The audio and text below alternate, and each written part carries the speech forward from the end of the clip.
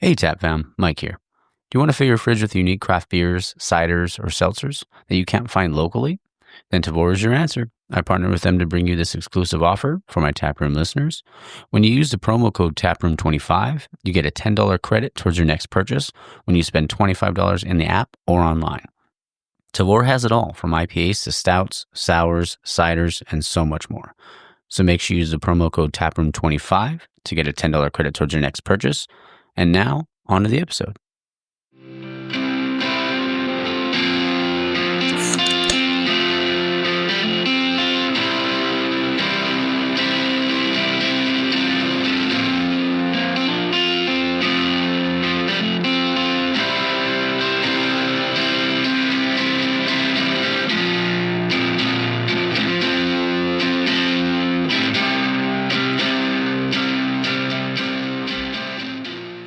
All right, and we're back.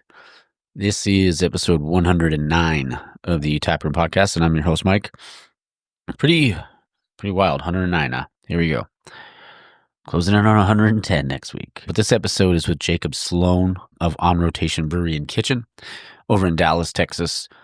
Man, what a just a great guy. Honestly, I know I probably sound like a broken record a lot of the time, but he was just so nice. And getting to be able to sit down with him and, record and, hear his story over a few beers was just such a phenomenal time. And honestly, I can't say enough good things about that brewery. Even when I went there, my buddy Edward was with me when I was out there for work. And he messaged me the other day because he went back. He had never been there before. And then went back, I believe, with his wife. And man, it's the beers were so good. Even the food is really good too. They have a ton of beers on tap. They have a ton of guest taps as well. So, just supporting the craft beer community out there as well. And it's crazy, because obviously, sometimes out here in California, there's new breweries opening up and stuff like that. But you see some closed down. But out there in Dallas too, it's thriving. They have some great breweries out there, and everybody continues to help one another, which is obviously such a great, part of one of the best parts of the industry is everybody wanting to help out. Let's see, what do we got this week? Oh, I did do some polls on Instagram. We'll do that because St. Patrick's Day is tomorrow. Let me see here. Should I have had that pulled up already? Yes, I should have, but I didn't. So there you go. All right, first poll first thing I asked was how many breweries people were hitting this weekend. 43% of the vote was for 1 to 2 breweries, 20% of the vote 3 to 4 breweries, 12% of the vote 5 or more, and then none was 25%. It's like, come on, guys, get out there and do your thing. My hit, let's see, where did I go on yesterday, Saturday? I went to Aero Lodge, had a beer there, and then also went to Level Up, so that's 2. Then I'm going to go hit up Green Cheek in a little bit. So that should be pretty fun. Might hit up Radiant too, not too sure. We'll figure it out. Let's see. And then the next poll, I asked what some St. Patrick's Day traditions are. Let's see. One was brewing an Irish beer of some sort.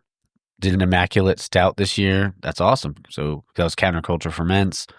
A Hodap on tap is corned beef and cabbage. LA Art, LA Brew Lab trying to avoid green beer. Cheer beer was get a Shamrock Shake and add some Baileys to it, like that. Shelby, get to the pint. Out in Arizona said throwing up green beer. Hannah said had 2 of them. One of them was Blackout and Green Glitter beer. All right, so there you go, glitter beer. Zeke said Guinness from Tucson Breweries, who I'm actually going to be recording with on Wednesday, by the way. Looking forward to it. Crystal says pinch of juicy ass. All right, there you go. Dario says blacking out. Mario says if you don't start drinking in the morning, you can't really drink all day. Happy endings. Drink something magically delicious. Love it. Sandra, who I'll be recording with next week as well, next Sunday.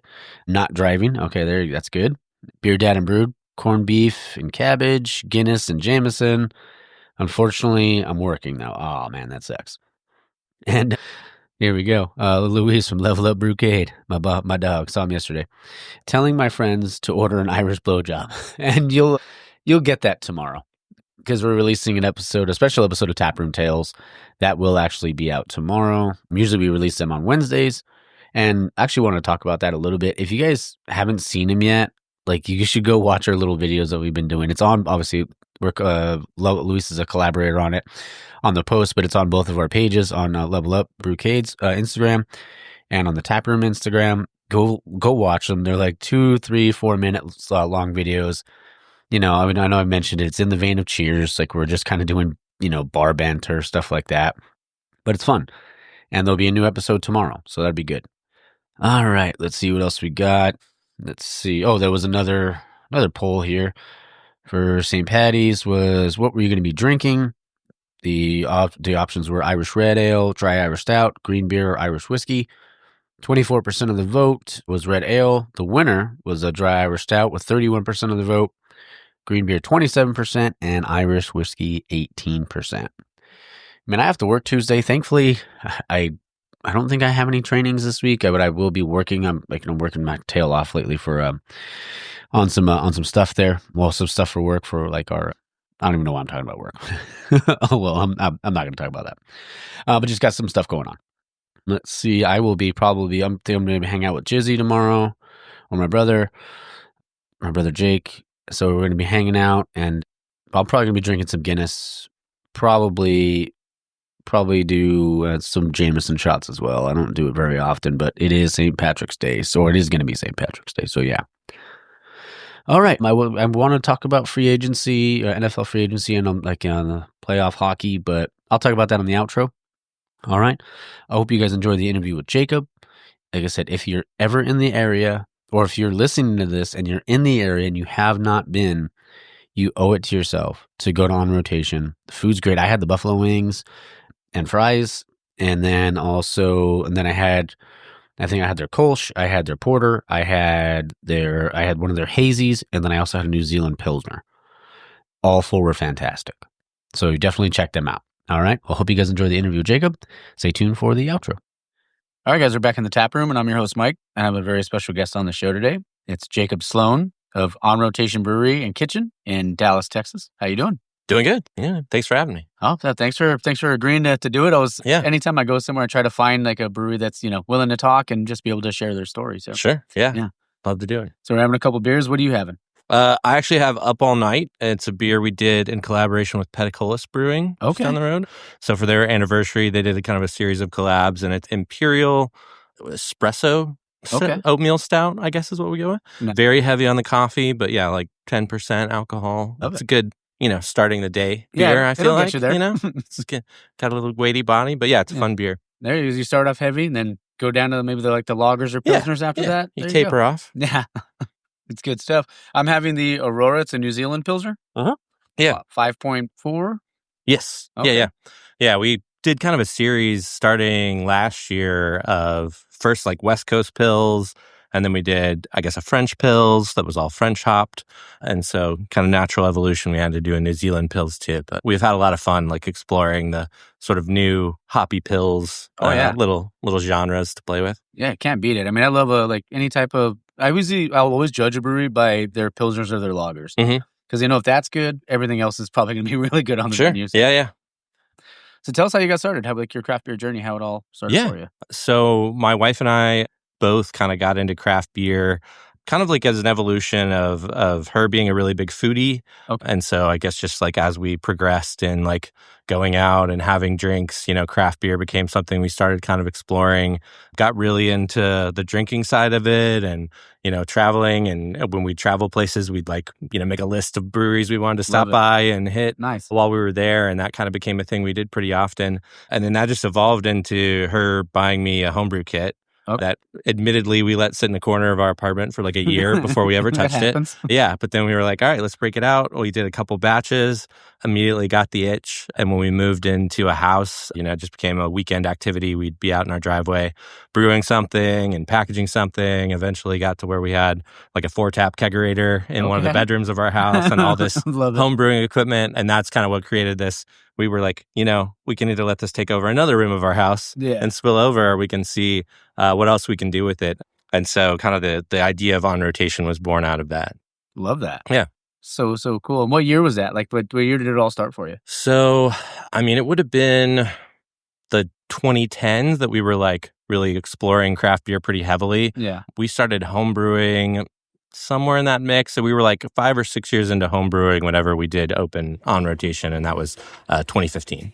Okay. So we got our 10-year anniversary next month. Oh, that's awesome. Yeah. I mean, and that's a huge accomplishment, especially like in the craft beer, the craft beer world. Like, I feel like anything over 4 or 5 is a really big accomplishment. Yeah. So that's kudos to you and your wife. I mean, I'm sure, like, especially did she get into the brewing side too, or was that? Yeah, we were both. It's really been like a partnership between the two of us throughout. We homebrewed together, did all our recipe development together. That's awesome. She had certain things. She loved like exploring hops early on, and I was all about, kind of the yeast side of things. And so we'd kind of bring our two minds together when we were building recipes and stuff. And up until, I guess, about a year into being open commercially, we did finally hire a brewer. But before that, it was just us brewing. We still had our day jobs. So we'd brew on Saturdays, package on Sundays, and then, kind of manage the tap room while in our full-time roles during the week. Yeah. And it just got to where that was not really able to keep up with demand for beers, one brew day a week and one packaging day a week and all that. So that's when we started bringing more people onto the production side of things. Love that. Yeah. That's so cool. And it's cool that, like, obviously, like, your wife being into it too, because sometimes, you have that, if you have the support system, that's always good, because then, you're both like all in on it, and clearly you guys are 10 years now, almost 10 years now. That's great. Yeah, no, it's been great. A lot of people say, it's challenging to work with family, or especially with your spouse in a business like this, but we try to have different skills and concentrations, and so we've made it work. It's awesome, man. And I was curious about the name. Yeah. And I love the logo. I love, honestly, I told my buddy Edward, who's sitting next to us, like, walking into the brewery, I must have said like 5 or 6 times, like, how much I love the space. Yeah. Thank you. Really gorgeous looking on the inside, all the colors, the different stuff. But the name, how'd the name come about? Yeah. So we originally kind of had a different name, and in the course of getting our first location going, our like kind of broker was suggesting the original name was Craft Brew Labs. And we were going to be kind of like experimental and kind of take this sciencey approach, because a lot of our homebrew batches, we were trying something or taking a food concept and trying to play it into beer. And once he sort of planted the seed of what if you came up with a different name, we started this journey of what do we want the place to feel like and be like? Yeah. One of the things at the time we always loved was, every time we went to a restaurant, especially here in Dallas, they'd have maybe a set tap list, and then they'd have 1, 2, 3 rotators. Okay. And we were always very passionate about checking out the rotators, seasonals, trying something new. And so On Rotation was one of the names we put on there, in part because we had always thought from this jump that we'd have a small brewery. We'd have a lot of batches that would probably change out over time. We didn't necessarily think we'd do any beer more regularly. Maybe once a year something might come back, but not something we'd want to maintain on the board all the time. And then vice versa, we wanted all of the guest taps to be rotating. We wanted people to know that was one keg. Love that. And then it was changing. And so, the vision of the business and that On Rotation name really melded together, and we went with it. So, all the guest taps rotate, and all our small batches, in theory, should rotate. Although, as we've evolved and grown over the 10 years, there's a few beers we can't take off the board, or people get very upset with us. So you have your cores, of course. Yes, So there's some that are sort of locked down. But it's a fun name. Kind of keeps with our image of we've always wanted the guest beers and the house beers to be complementary to each other, and for the tap list as a whole to be kind of how we evaluate what we're serving in any given moment. So 100%. I mentioned to Edward as well when we walked in, looking at the menu, I was like, oh man, they do have a lot of guest taps, which is cool, because then you can you can obviously drink your stuff, and then you have other breweries, I'm assuming from Texas too. So Pedicolos, I'm going to talk to them on Thursday. So that'll be super fun. But great beer. I had this one, and I had the Out of This World, the hazy. It's called Out of This World. Secret World of Alex Mackinac. That's the one. Yeah. I was wondering about the name. We had fun with that one. Well, Secret World of Alex Mack was the TV show back in the day. Okay. And then Mackinac is the hop we kind of primarily used in that from Michigan. So it just came to us the night before we had to release it. So as most names do. It happens to the best, right? The craft beer scene in Texas, because I've flown through the state. I've never actually been here to stay for a few days. Yeah. So when did it kind of was there an explosion at a certain point, or was it just kind of slowly but surely kind of happen? Yeah. I think it's interesting in Texas. I mean, there was like a really big brew pub growth, I guess, in the 90s that then like kind of crashed out. Okay. But when I was kind of coming into exploring craft beer and stuff like that, my wife and I both went to school in Austin. Austin had sort of a lot of stalwarts there, like Live Oak, was pretty ever present. There was like Shiner and Shiners everywhere, even though they're a pretty large operation these days. There wasn't a lot of like what now exists as kind of the local craft. When we first moved back to North Texas, RAR was over in Fort Worth. Okay. There was a little brew pub called the Covey. So we would make little expeditions out to those two places. Awesome. And kind of check it out. And RAR was the very traditional brewery experience. Covey was like a brew pub, which no one I think understood at the time what the difference really was and how that all worked.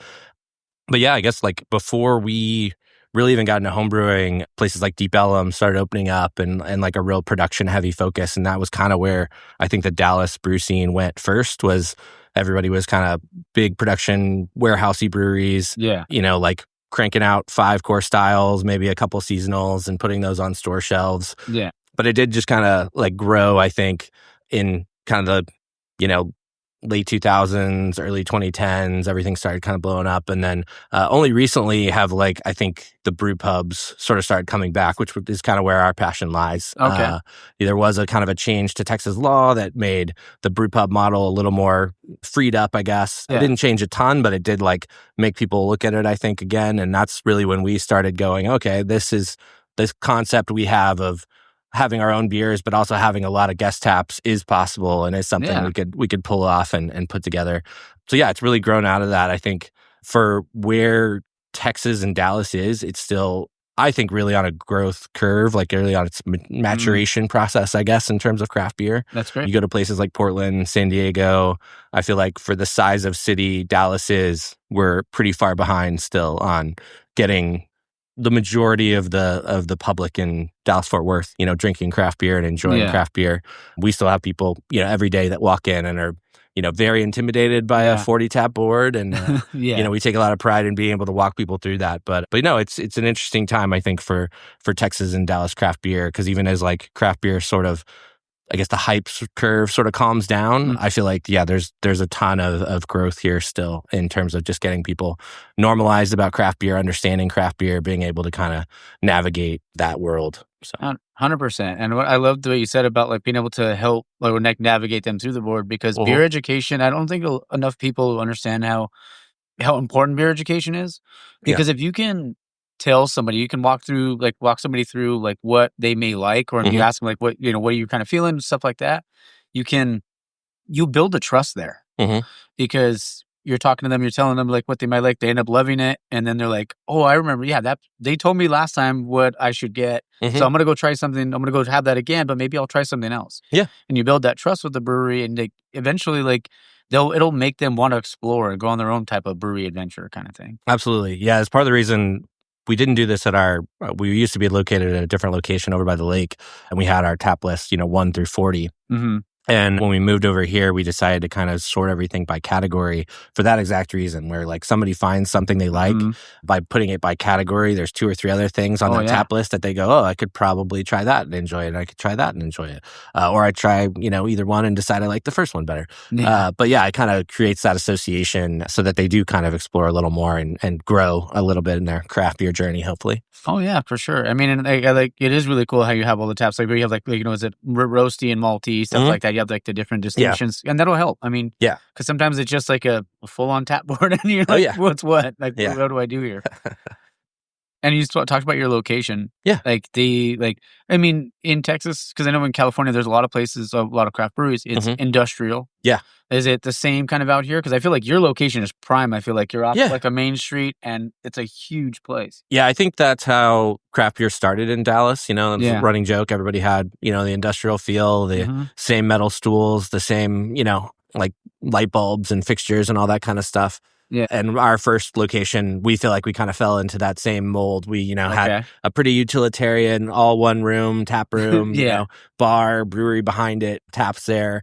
So like from a craft beer, like, when you want to get the photo of the taps and all that stuff, we loved it. But we did find that like it was hard to have different groups and different like things going on in the tap room with it all being that kind of utilitarian space. And I do think people have sort of wanted more comfort, more of a different feel, look, energy to the spaces they're going out to. You know, craft beer is having to compete with anything that gets you to leave your house, I think, at this point. So the more you can appeal to that, the better. So when we built out this space, we really wanted to make different areas and different like types of spaces. So we have kind of like a little private room space you can carve off in, and you know, people can have more quiet conversations or hang out with a group, and it feels a little more intimate. You have spaces right up against the brewery where you can like belly up and watch the tanks, you know, and listen to the bubbles of fermenting beer, things like that. And then, you know, the bar top. And then we have this patio where you can hang out, enjoy, you know, when Texas weather is behaving, you can enjoy the Texas weather, or fake spring or fake fall for the 2 days we get it here and there. And also being by the airport, it's kind of cool. You get the occasional plane kind of taking off. So you get kind of to plane watch while enjoying beers and stuff like that. Well, hopefully not that. Every once in a while you get one of the smaller jets a little close. But that's cool. Most of it's a good view. But we wanted that to be part of how we designed the space and how we did it. Like, we see things as kind of the three legs of a stool being like beer, food, and the environment you're in. And so like for us, that really mattered, that like we could do the beer, we could add the food side of things with the restaurant, and then that the space would also like be part of that, compel people to want to hang out in it, feel comfortable, you know, be able 100%. To move even throughout, you know, eat a meal inside, walk outside and have a beer on the patio, and it all be contained in one space. Oh yeah. Then the food, by the way, delicious. I had the buffalo chicken fries. Oh gosh. That might be my favorite thing on the menu right now. So good. Yeah. So when you first opened, there was no kitchen. It was just when you got the kitchen when you were here? Our original location, we were over by White Rock Lake, and we were just beer and wine, no food component. We were right next to a pizza place, so that worked out really well. People could walk pizzas over and stuff like that. We were there from 2015 to 2020, kind of survived COVID there. Made it all kind of work. But even before all of that, we had kind of gotten the itch that we wanted to. The brewery had sort of reached its capacity, so we were running into a lot of issues as far as like being able to keep up with some of our more popular beers and keep them on tap. So we knew we kind of needed to expand there. We unfortunately had built the bar and the walk-in and everything like right around the brewery space. So we were kind of like trapped as far as how we built that out. So that kind of led us to start to look for like a larger location. And then we wanted more control over the food component, because we really love the ability to sort of pair food and beer together. And I think that's a real synergy that a lot of people are even now just kind of coming to realize how cool that is. So we wanted to be able to, you know, not only let people bring in food, but also kind of curate a menu and have those things available. So that's what led us to kind of start looking. And luckily we kind of had secured all the plans to move before pandemic times. But we basically spent the later part of 2020 and the early part of 21 making the move over here and getting all the operations set up and building out the restaurant side of things. I love that. I mean, and I feel like even nowadays, like having food vendors and all that stuff is really cool. And it's like, you know, obviously they're like their mom and pop kind of things, which is great. You want to support that stuff. But I feel like the time kind of now, like where you kind of need a kitchen to be able to, to continue going, because, and especially if you have a great menu, because it's not just, sometimes people just come for the food, but then they might have a beer too, or they might have a seltzer or whatever you have. But I feel like, a great concept for you guys, and I love the way it looks in there. The food's phenomenal. So. Thank you.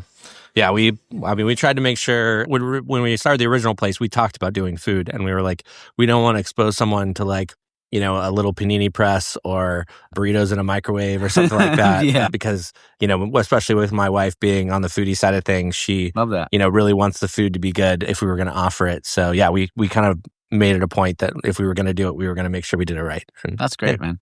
I think that's so cool that you and your wife are totally like all in together like that. That's, you know, when you have that foundation, that's great. Yeah. For like, I was going to say what beer best represents your beer, but maybe it might be beers, because obviously like you have your cores and stuff like that. Yeah. I mean, I think if there was one beer, I'd probably have to say our jalapeno saison. It's kind of the beer we're most known for. It's won quite a few awards. We just got a GABF silver for it. Oh, congratulations. Earlier this year. Thank you. And kind of the one that kind of made our name. It's also the one that, like, I think first created the situation where we had to keep something on the board all the time, because it developed kind of this cult following of people who, early on, we had people who were like, I don't drink beer, but I drink that. Yeah, that's awesome. Yeah. And we also had to explain what a Saison was to people. So Yeah. now that we'd invested in doing that, we had to, kind of keep it going. But yeah, it's a dry beer. We add jalapenos throughout the process. Okay. I always say it's kind of like the Dogfish Head 90-minute of peppers, because we're just adding peppers throughout the process to kind of get it trained in. Gonna have to try that. Yeah. And it's all jalapenos. A lot of people use like serranos and stuff like that to get a more consistent heat. We just have to, like, every batch we basically dial in. And the nice thing about keeping it on tap all the time is we can pull a sample of what's on tap. We can try what we're wrapping up, fermentation on, and we can kind of judge how many peppers it needs, and all that. But we've got to be really good judges of how hot a pepper is going to be based on, the shriveled, gnarly looking ones are usually the hardest workers in terms of adding the spice level there. Yeah. Yeah, it's a fun beer to brew. And yeah, it's become kind of one of the staples of our tap list. 7.8 ABV, so a little up there, but still very drinkable. And people are always so amazed because they see jalapenos and they're scared to try it because they think it's going to be too spicy.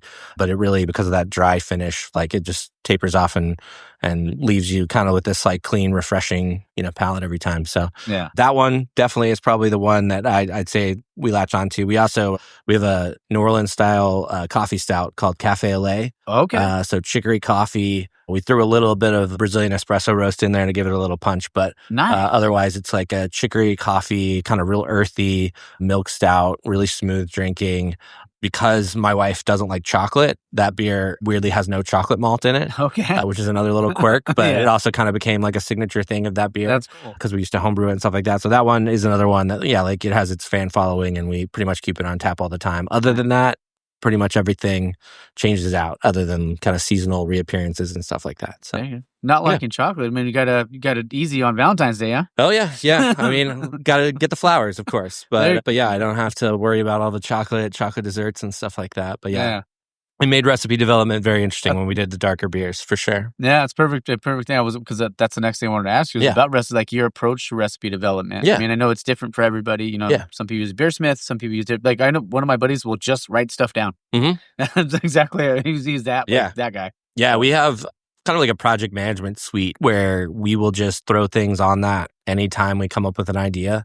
A lot of our ideas come from food, other beers we're drinking, other like desserts, something we have somewhere out and about, or like a wine sometimes we try and we think about something.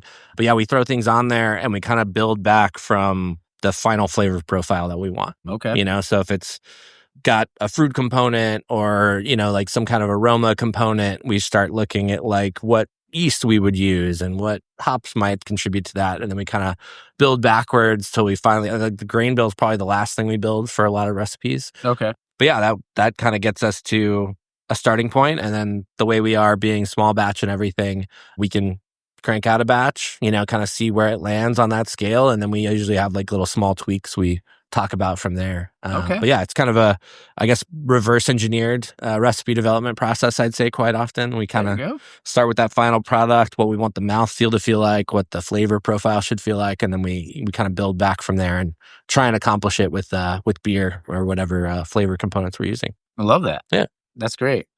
And I was always kind of curious because I know certain, I was talking to a buddy of mine, Kate. She lives in Montana, but she's she writes for like different magazines about craft beer and stuff like that. Yeah. And she was telling me like Montana's like known, like they're like, oh, it's like the Scotch ale state. Mm-hmm. So a ton of people drink Scotch ales there. Yeah. Is there like a specific, do you feel like style for Texas? Like, that gets consumed the most, I guess? I don't think so. Well, at least not right now. I think that's part of probably the maturing process of craft beer here. Yeah. I mean, we're big on saisons, so I'm pushing that quite a bit. I feel a lot of the time. I know quite a few breweries here locally have tried to do the Texas IPA or the Dallas IPA, kind of a meld of East Coast, West Coast, kind of a Central Coast, no coast thing. Yeah. So there's a lot of that I think, still I'd say, lagers, pilsners, IPA is probably the most consumed. And as far as signature beverages, IPAs probably are where a lot of people are like working on that. But yeah, I don't know that anybody's really narrowed in on what it's going to be. It's kind of wild, I feel like, versus other markets.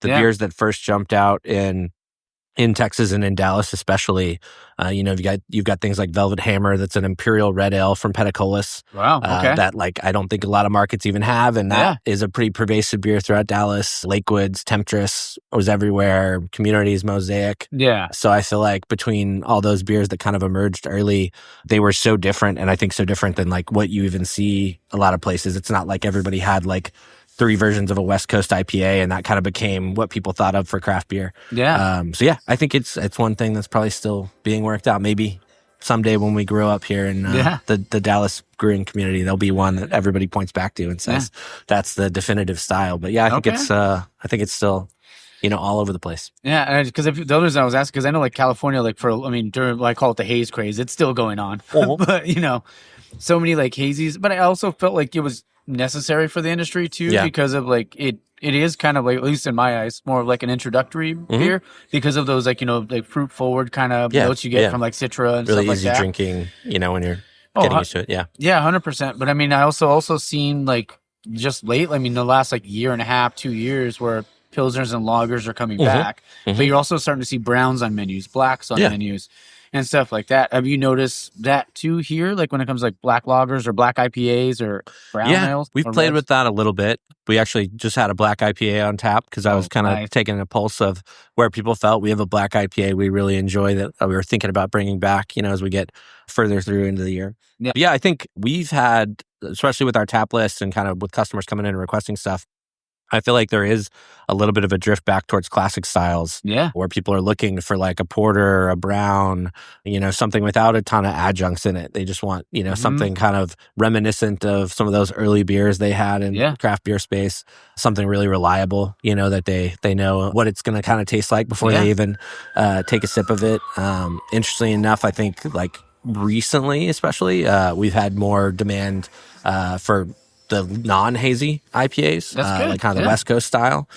So we've always kind of split our tap list on IPAs between the hazy and the hoppy, and those definitely have been kind of getting pushed a little more as of late. But yeah, I think it's all people settling into, what they want to drink given, their preferences, seasonality, whatever it is. But yeah, I've definitely seen the classic styles, and people aren't afraid to order the Pilsner anymore. You know, it used to be that you had to show your craft beer chops by jumping into the IPA or something, not ordering. The most bitter thing on the menu. Yeah. You can't like walk in and ask for the lightest thing if you know what you're talking about. Yeah. But yeah, I think that's become kind of different now. I think a lot of people are making really great craft lagers. And there's a lot of things, people investing in that space that I think is fun. So 1000%, man. Yeah. I couldn't agree with you more. Like, and when it comes to that stuff, like when it comes to the, like maybe putting something else that's different on the menu, like balancing creativity, but also consistency with your cores and stuff like that. What's that like for you? So we, in our own beers, obviously we usually start from a pretty extreme place as far as the flavor we're going for, and maybe it's standing out on our draft list because we do know we're putting it up against, some of the best IPAs in North Texas, or against some of the, regular styles, classic styles that you might see. So with us, we try and add some kind of creative element to a lot of our beers.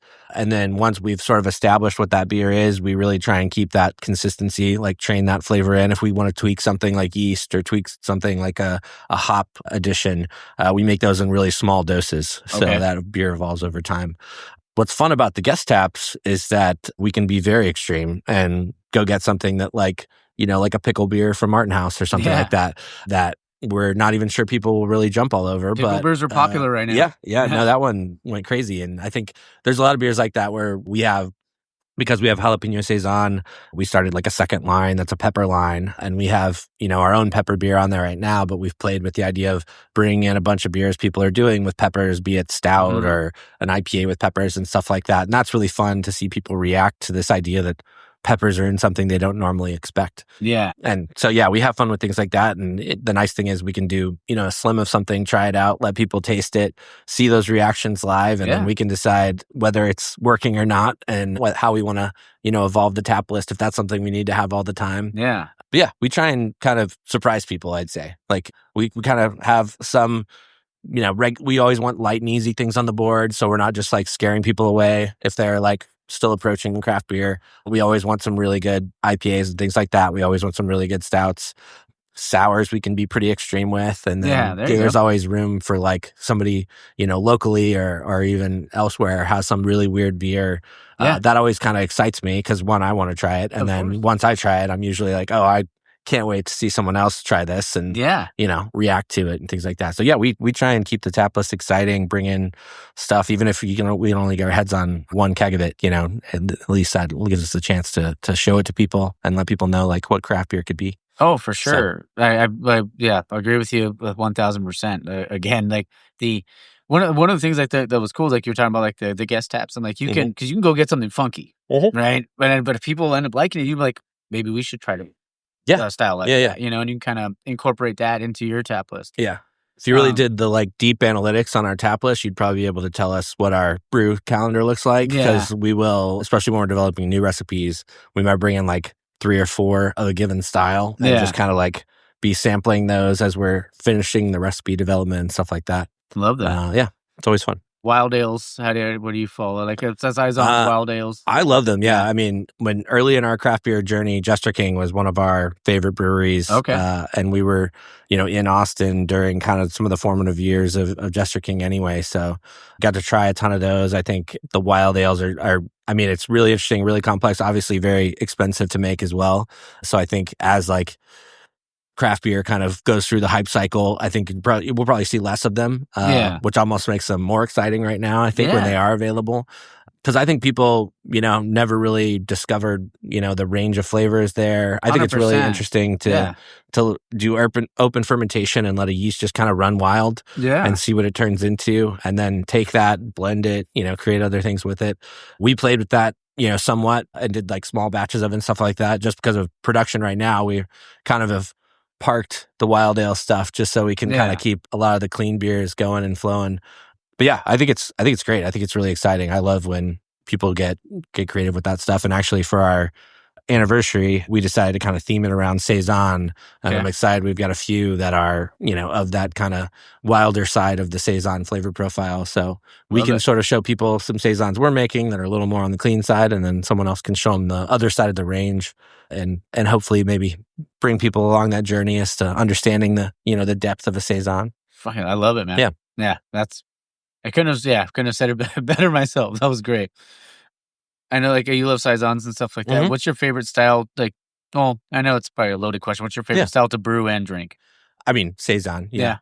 Leading question probably with my last answer. But yeah, no, we loved saisons when we were home brewing.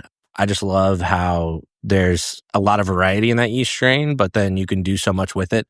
It's really hearty, can kind of attack any malt bill you throw at it. Love it. So you can have like dark saisons, you can have light saisons, you can have wild saisons like we were talking about. You can have really clean saisons. I mean, we always also had a preference for like drier beers when we were home brewing. Yeah. I love a brute, man. Yeah, we've varied more now, but definitely when we were home brewing, we made a ton of like these really dry saisons. We did a single hop series for a while where we were. I always thought it was a really fun way to experience a hop by doing kind of a dry saison with just that hop shining through, and then people would be like, "Oh, there's like sweetness in there," and we're like, "That is all the hop that you're getting the flavor off of." There's nothing to that beer that adds any sweetness to it. So yeah, I think it's just how dynamic that can be. I mean, if I had one yeast strain to work with for the rest of our brewing career, it would probably be like a French saison strain or something like that I think you could really have some fun with, and still create a lot of variety. Yeah, that's awesome. Yeah, that's favorite style. So saisons to drink. Do you have another? Do you like pilsners and lagers as well? I mean, yeah, I'd say right now, outside of what we love brewing, pilsners are probably where I am drinking a lot of pilsners these days, especially when we go out to other people's places and check them out. Yeah, and I think, like I said, like earlier on, there's a lot of fun being had with the pilsner style now. Being able to kind of explore like the hoppier expressions, the cleaner expressions, and stuff like that. There's a lot of really innovative like lager and pilsner yeast too that are playing a part in that, I think, and like adding some range to it, so you're not just getting kind of the regular pilsner flavor, I guess you'd say. Yeah, but yeah, I think pilsner is probably where I'd say same. Yeah, like a good West Coast pills, especially when you get that like hoppy punch right in the beginning, but it's not like lingering on your palate. It still goes down crisp, clean, super refreshing. Yeah, and you can crush a few. Oh yeah, yeah. Yeah. They add to the evening and they don't, take you away after 2 beers and you're Exactly. having to chill out and drink water to recover. So, yeah. Yeah. When it comes to some of the challenges you face, because I'm sure you Mhm. said you were moving here during COVID Yeah. time, right? Yeah. Like, Yeah. what was that like? It was very interesting. It was like moving in secret, I felt Yeah. like. Yeah. There are a lot of Moving in people. at night. Yeah, No yeah. one's around. I mean, we closed the original location right after Thanksgiving week, essentially, of 2020. Okay. And then we were hoping to open construction in or hoping to open, I should say, in Yeah. February. North Texas got this big freeze in February, which luckily didn't affect our construction, but did take every plumber in the market away to fix all of the various exploding pipes all over town. I bet, yeah. So we got set back like a month in February on our construction timeline, ended up opening in June. But yeah, it was really weird because we basically survived COVID through a mix of doing all to go beer, opening with, space tables and all of that. We kind of every day I felt like woke up and tried to see what was going on and then adapted and then, had to explain it to our staff and reorient everyone around how it would work and things like that. We hired our current brewmaster, Dan, in January of 2020. So worked with him for like 2 or 3 months and then basically didn't see him for the rest of 2020 almost. We worked almost entirely remote. Wow. Because we'd be talking about recipes and things like that online. We still had our day jobs, my wife and I, so we weren't necessarily coming in, during the day and stuff like that. And we also had our second child in January of 2020. So that was kind of tying us up there. But yeah, we always kind of joke. He's been with us now 5 years, but that first year, he brewed so many beers without us really ever, 2 ships passing in the night all the time. He'd brew it. He'd tap it on a release day. I'd come in 2 hours later and try it on the taps. And then we'd text back and forth about it. But yeah, it was a really interesting experience. But yeah, moving, it felt very difficult. We had to move everything into storage. I bet. Come over here. We were developing the restaurant. Same time we were under construction.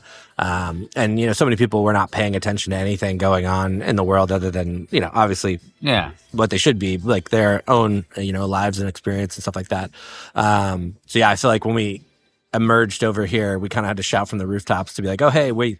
Didn't just disappear overnight. We're over here, and kind of reorient everyone to it. And we look very different over here, I think, too. So it was kind of a new experience. It was fun in that a lot of our old regulars from the other place came over here and were just you got to see the wow on their face about, how different the space looked and the added brewery capacity and then being able to expose people to the food and stuff like that.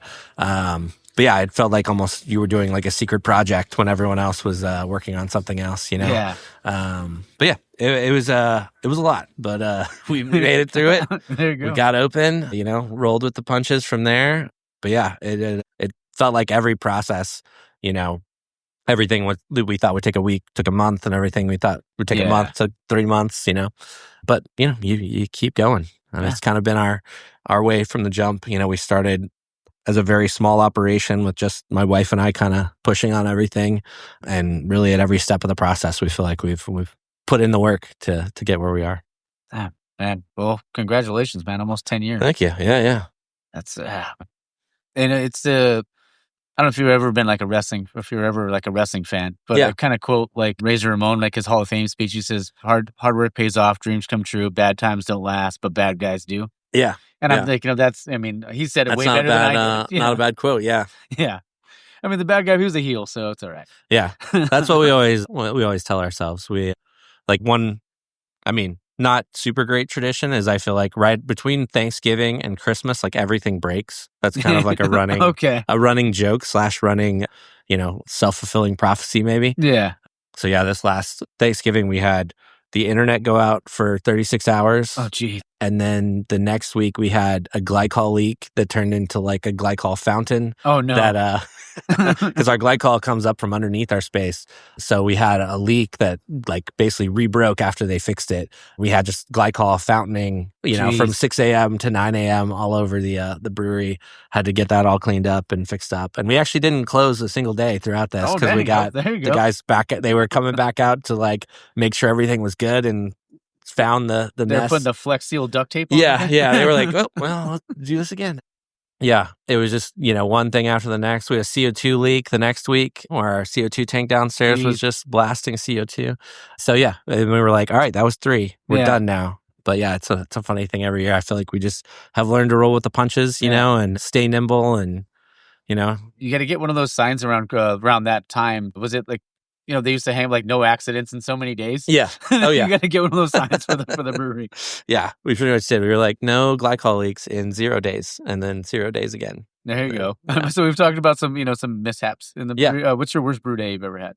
So early on, I mean, I would say like when we went from home brewers to commercial brewers, that was a very intimidating thing. We didn't like intern anywhere or anything like that. We had some friends who had started a brewery, so we kind of followed along their journey. We'd obviously like gotten to know some of the local breweries, but we hadn't like run a brew day on our own system or anything like that. So yeah, early on, we went into that first batch with all full of confidence and all this stuff, like we'd get it all done. And actually, because we're an all-electric brewery, we had a quirk in the way they'd set it up that was just like the result of a breaker where we had like, I guess, a squishy breaker that basically would just like pop when it got like almost to the top of its license. And so we had a brew day where we were trying to boil and literally every 15 minutes, like the entire brew system would just go down. Oh, shit. So we were like, well, how do we finish this beer? And we ended up like, we just figured out what was happening, figured out that breaker was just constantly tripping and that it wasn't dangerous. It just meant it was just going to be flipping every 15 minutes.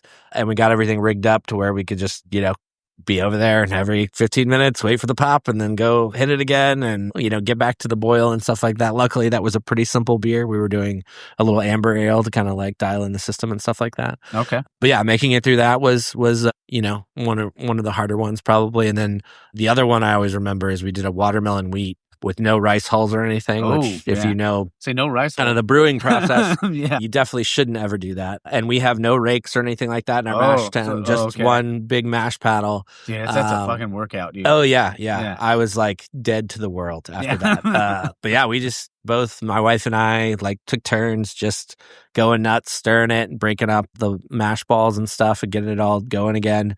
And somehow we made it through it and got the sparge and all that stuff through it and made that beer.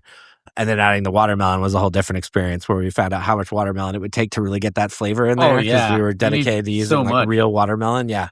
I was like, we should have like bought a watermelon farm, I think, at the end of that because we made so many trips to go buy more watermelon throughout that process to get it all dialed in. But yeah, that was one of the more difficult brews. And needless to say, we've never not had rice hulls on hand since then. There you go. But yeah, I mean, it's all been kind of a fun learning process, I think. Like everything's pretty manual.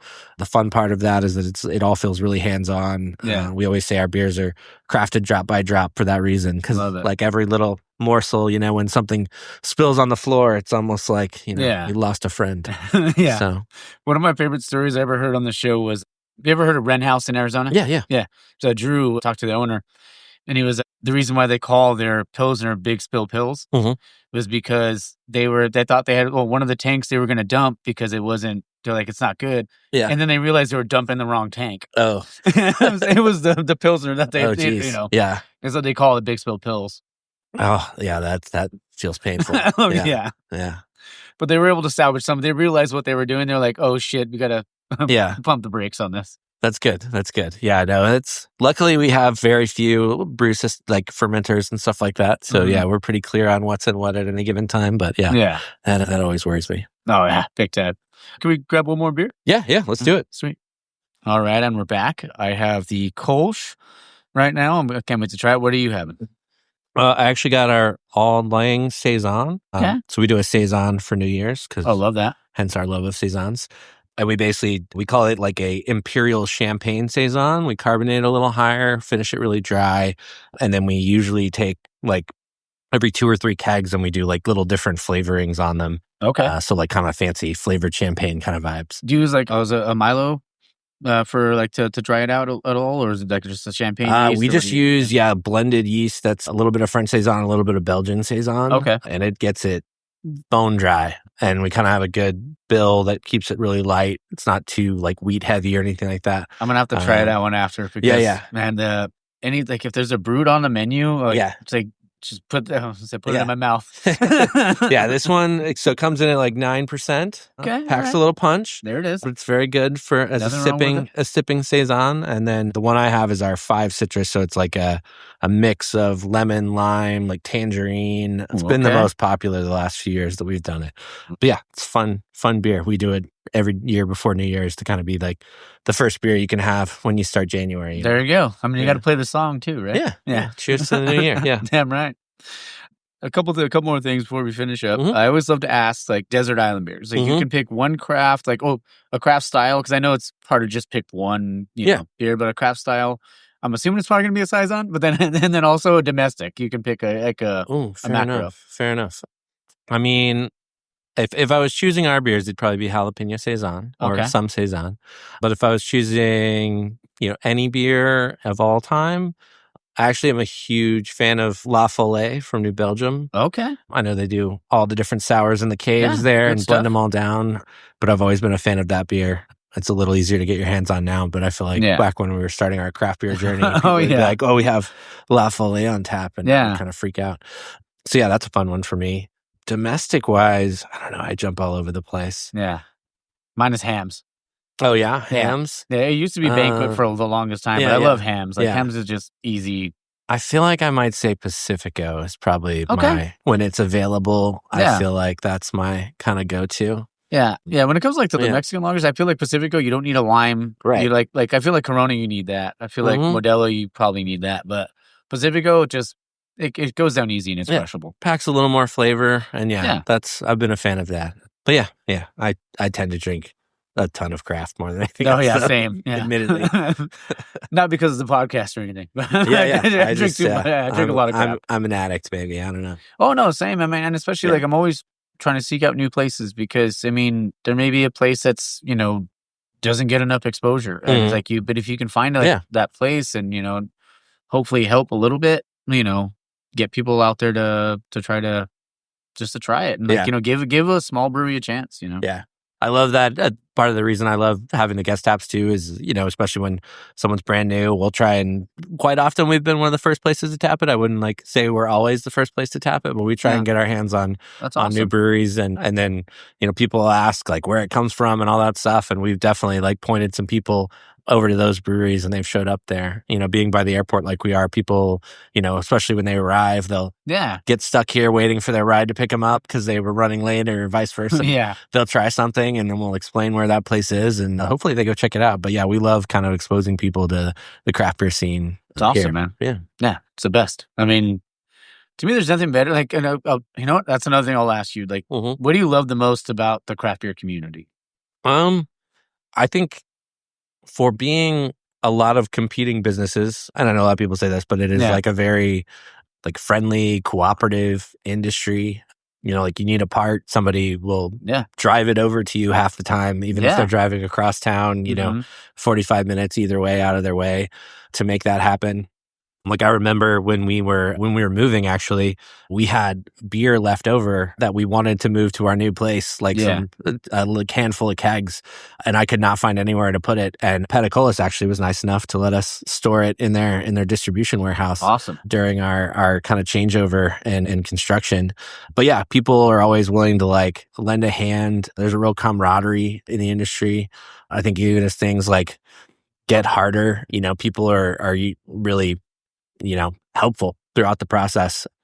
And I think it's also everyone that's a part of it is passionate about it, is driven by that passion, driven to do it well and be successful in it, because you don't get into it because you're going to get rich really quick. Yeah. So I think that's a big part of it too, is it definitely feels like everybody's kind of dedicated to it in a way that I don't think you get in other careers, and other jobs. So it's special. Yeah, I feel even with it's so unique because you said, people are willing to help. If you need certain hop for for this, so you call a brewery down the street and they're like, hey, I have some, come over and pick it up. Yeah. Or we'll come drop it off or something like that. Or what are you brewing? I'll come over and help you out with it. Yeah. And when you think of wine, there's no there is no this is our thing. Get the fuck out of here, But with craft beer, it's it's completely different, and it's I always say 95% of the industry is really, really, really great people. Yeah. There's always, but I mean, every family has a couple bad apples, right? Yeah, sure. But there's sure. always like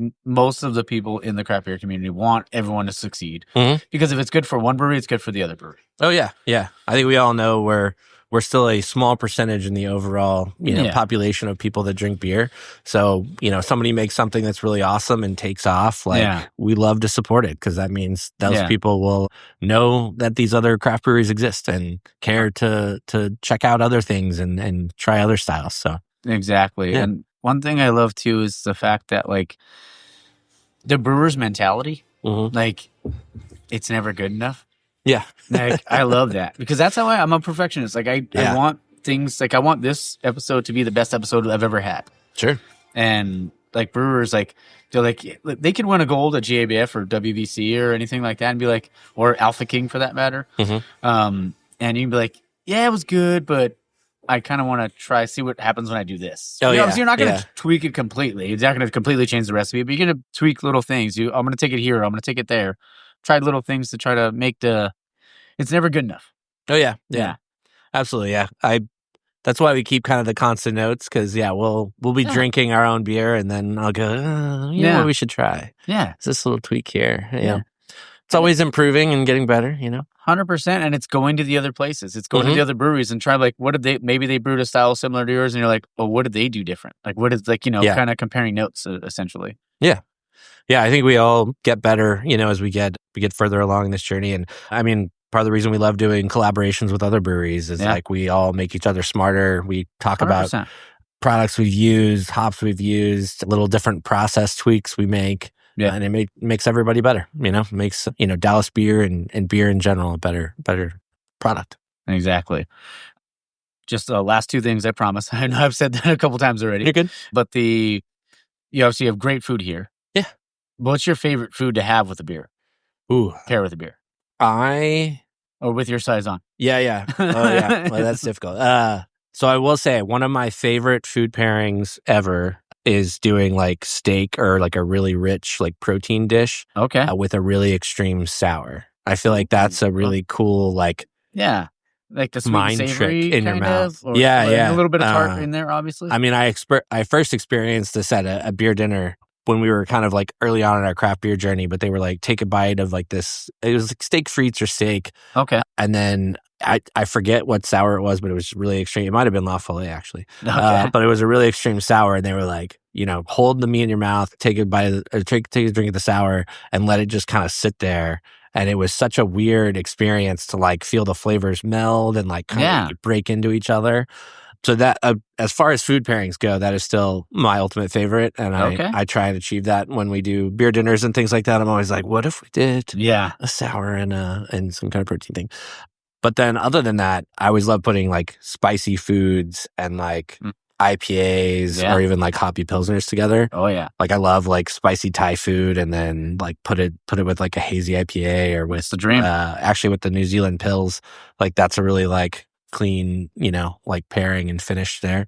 But yeah, I think there's a lot of fun to be had, but I'm all over the place. No, it's all good. Yeah. For me, I mean, the question used to be like burgers, wings, pizza, or tacos. Yeah. But I mean, eventually, I would get so many different responses that some people that they didn't, that maybe that not that they weren't a fan of those things, but they had something else that they loved. Yeah. So maybe if it makes people expand their, or try to expand their palate, stuff like that, Yeah. Like we have a Girl Scout cookie pairing flight right now. Oh, that's cool. Yeah. And we got contacted by, a local Girl Scout who was seeing if we'd want to do something similar. And I started digging through like the cookies and the beers. And I think I had like a list of 4 beers for every cookie at first. And I had to like narrow it down. It was one of the hardest processes of my life. Oh, damn. But it's just so fun to kind of pair those flavors together. And then it's been really cool to see people come in and like order the cookies and the beers and try them together and either be like blown away or like surprised by some of the like flavor combos and what it turns into. That's so cool, man. I mean, and I love that. I love like when you can just like something like that, something like maybe most people wouldn't think about. And like, but when it happens and it's something that hits like that, it's like, man, that's And then people will be like, why didn't I think of that? Yeah. But that's, it's one of the best parts, that's what makes us who we are. That's what makes us unique. We can kind of come up with these different ideas or different things. And you're coming up with some great ones. So thank you. Yeah. last one I want to ask you. I was like, I love this. Is how. Actually, no. Two things. I said. Damn it! I said the two things again. Since I'm in Texas, what's your favorite barbecue out here? So we are right around the corner from Heim Barbecue. I saw that. I gotta give them a plug. Over. They're pretty tasty. Those bacon burn ends, pretty delicious. Okay. So that's probably worth trying. I mean, I could go, like, depending on the mood, there are probably a ton of barbecue places I could go to, or I suggest Cadillac Barbecue, which is kind of over back a little, I guess, northwest of us. Okay. Is really tasty. So all right. I would, if you get the chance, I would recommend checking them out. Might have to give that a whirl. I tried to, like, because I follow Meat Church on YouTube. Yeah. So, like, I tried to follow. He has better recommendations than I do. Oh, no. But because I tried to make a Texas Red, and it came out okay. I mean, everybody loved it, but I'm like my own worst critic. Sure. So I'm like, like, I can probably spruce it up a little bit myself, but I'm like, didn't have, like, a lot of the stuff that he used in his, like, he used, like, his own seasoning, and I forgot to buy it. So okay, fair enough. Yeah. So I was like, I probably could have made it better, but everybody seemed like they like it. But I know I love Texas. You work Red, with what you got. Yeah, I've only had it a couple times, but it was one place had it in Kansas, but obviously it's in Kansas, so I don't know if it's super comparable to a Texas Red out in Texas. So yeah. All right, last one. If you could describe yourself, like, one word, like, to describe yourself, what would it be? Oh, that's challenging. Let's go with driven, because I feel like love that. 10 years in, I feel like let's go with that. Yeah. You want to know what mine is? Dedicated. Sure. Yeah. Drive. Yeah. Same thing. Well, there you go. There you go. Well, great minds. Samesies. There we go. Yeah. Yeah. I feel like that's a good one. But I mean, I've always loved, since we got into craft beer and especially in starting the brewery, just like the process, the journey, like not giving up and through everything we faced and stuff like that. Like the resiliency is one thing that when we were talking about the industry and what you love about it. I mean, it's definitely part of it. You see a lot more. There's a lot of brew days that could be stalled out that people somehow make it through, and everybody has those war stories. Yeah, it's great. Yeah, I was telling Edward earlier. I was like, I quote Shawshank on the show all the time. I say, "Get busy living or get busy dying." Yeah. Say Wataneo. I have that as a desktop wallpaper on my computer. Oh, do you? Yeah. Great minds. For a while. Yeah. There we go. Nice. Oh man. Well, honestly, Jacob, thank you so much for letting me come down here. The beer is phenomenal. Thank you. The food is phenomenal. So if you guys are in the Dallas area, or because surprisingly, like the second or third biggest following I have is in Texas. Oh wow, weird, right? Yeah, that's cool. It's like that, and then like Singapore for whatever reason. Yeah. Well, we spend a lot of time in cars driving, so drive time podcasts are killer. Yeah. Yeah, and I mean, one thing I would say on the show is that like everybody's destination is the same when it comes to whether they're a brewer or they're an owner. Like they want to make good beer, but the journey to get there is different. So the destination's always the same, but the journey is different. Mm-hmm. Yeah. But thank you again. It's off of Lemon with 2 M's. Yeah. Lemon Avenue. Yeah. Right around the corner from Love Field Airport. If you know where that is. Yeah. I landed at like 11, whatever it was, and then we were here in 7 minutes. Yeah. 7-minute Uber is what I always quote. So that's perfect. It worked out to 7. Yeah. I love it. Well, thank you so much again, and I appreciate you and appreciate what you and your wife have built here. Oh, thank you. Yeah. So come down to On Rotation Brewery and Kitchen. And always support local, drink local, and find your beer. Cheers, bro. Cheers. All right, guys. I hope you guys enjoyed that. Like I said, it was just such a fun time. And like, even when we were out there, like we recorded outside and everybody, because it was cold. It was pretty cold, but like in the sun, it felt so good. And obviously you didn't have to worry about the beer getting warm or anything like that. It was just a really awesome time. And honestly, I mean, because I'm sure I'll have to go back sometime next year, and I'd love to sit down and chat with him again, or any other breweries he'd recommend. Just a great advocate for the craft beer community, and a great brewer and a good person. So thank you again, Jacob. All right, playoff hockey. Here we go. It's coming. I think the Avs have like 15 games left, so I'm stoked about that. They're playing good hockey right now. If the goaltending can hold up, I feel like they could make some noise. It's going to suck. If it ends up staying the way it is, they're probably going to play the Dallas Stars in the first round. And that'll be like Mikko coming, they'll be playing against Mikko. It'll be interesting. And I think the NHL just needs to rework their whole playoff format. Just have it 1 through 8, because then you could have eventually saved the Avs and the Avs and the Stars for like the second round. having like a better playoff, like a better second round matchup. The way they have it now, it's just kind of eh. But yeah, I'm looking forward to that. NFL free agency, some crazy stuff. I know Aaron Rodgers still hasn't re-signed as of right now, or hasn't signed with the team. Packers, I think, they signed a couple of people. I know they signed a corner. They signed an offensive lineman, which they needed. So, I mean, the draft's coming, next. I don't know if it's this month or next. I don't even know. But yeah, some crazy free agent stuff. Devontae Adams is a Ram now. That's like Cooper Kupp's with the Seahawks. Sam Darnold's with the Seahawks. Obviously the Raiders traded for Geno. Like, there's just some crazy stuff. Like, it's going to be an interesting season. I mean, I feel like the Niners kind of completely changed a little bit. I feel like that team's going to look way different than it did last year. I mean, and we'll see what happens. It should be a fun NFL season when that time comes. All right. Well, that's about all I got. Oh, spring football's coming for college football. Excited about that. Should be fun. I mean, it's still just kind of a tease. And Art knows what I'm talking about when it comes to stuff like that, because you don't even get you get to see a little bit of spring ball and stuff like that, but then you still have to wait all these months just for, fall camp to start and all that other stuff. But yeah, and then get my hopes up for them just to watch them lose. But that's just, it happens. All right. Well, I got to start getting ready here. I'm going to head out to Green Cheek in a bit, go have some brewskis. And yeah. Oh, I wanted to mention, I had walking in LA. It's a double West Coast from Aero Lodge. Holy crap. That beer's fire. If you see it out in the wild, get it. Also, I had it was a West Coast Pills. Casa Agria did a collab with Virgin. Holy shitballs, Batman. It was delicious. I had that. Also, all the new beers at Level Up. Like, I had their Golden Haze yesterday. You know me, I'm not even like the biggest hazy guy. Fucking delicious. Delicious. Oh, I don't know why I did that. But so good. What else? I also had his, I think it's called Pack Tart. It's like a cherry cranberry sour. Dude, that beer you could just crush. So good. I had one of those yesterday. I even met a home brewery yesterday. We were talking a little bit. He's going for a Cicerone.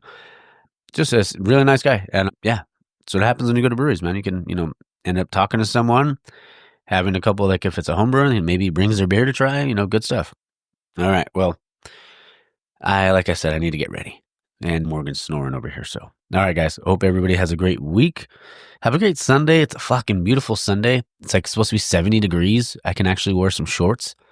Yeah, looking forward to that, And make sure to tune into Taproom Tales tomorrow, sometime around 10 a.m. 10 a.m. Santa's coming to town. But yeah, we're going to do that, and looking forward to it. I don't think I mentioned it when we were talking about Taproom Tales. Some of them went kind of semi-viral. It was, if that's even a thing, I think it was episodes, let's see here, like the Bleep, which was episode 3, ended up getting like 15K views. The episode 3, 4, and 5, even this one got like 6,000 views on it. But like, yeah, the animated one got like 18,000 views. I was like, man, it's growing. People seem to be liking it. But yeah, if you watch them and you like them, comment on it, share it. I appreciate that. That's always cool. Gets more eyeballs on the pod and stuff like that too. Gets more people, to level up. So definitely, check it out. All right, I'm gonna shut up now. This promise is the last time. All right. Hope you guys have a great week. Have a great day. Get out there, support local, drink local, and find your beer, baby. Cheers.